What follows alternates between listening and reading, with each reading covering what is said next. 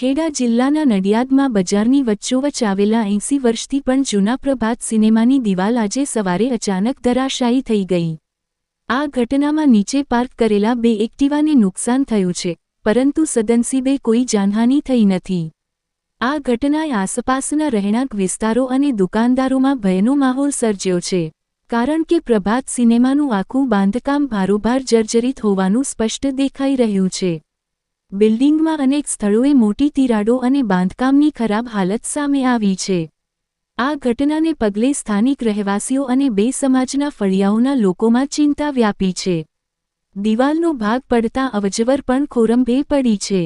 સ્થાનિકો દ્વારા તાત્કાલિક પગલાં લેવાની અને મનપાની ટીમ દ્વારા આખા બિલ્ડિંગને તોડી પાડવાની પ્રબળ માંગ ઉઠી છે, જેથી ભવિષ્યમાં આવી દુર્ઘટના ટળે। નામ બિનલ દોશી છે અને મારું અહીંયા આગળ પ્રભાત સિનેમાની ગલીમાં બિનલ ફાર્મા નામે દુકાન છે અને અત્યારે પ્રભાત સિનેમાની ગલીમાંથી હું આ બોલું છું, દબાણ ભાગોળ। પ્રભાત સિનેમાનું બિલ્ડિંગ બહુ જર્જરિત વર્ષો જૂનું છે।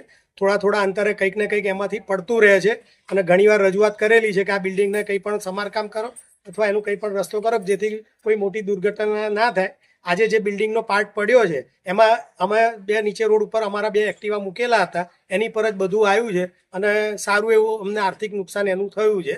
નસીબ એટલું સારું છે કે કોઈ ચાલતું નહોતું એ ટાઈમે, કે અમે પણ સ્કૂટરની આજુબાજુમાં નહોતા, એટલે અમને બીજું કંઈ શારીરિક નુકસાન નથી થયું, પણ સ્કૂટરને સારું એવું નુકસાન થયું છે એમ।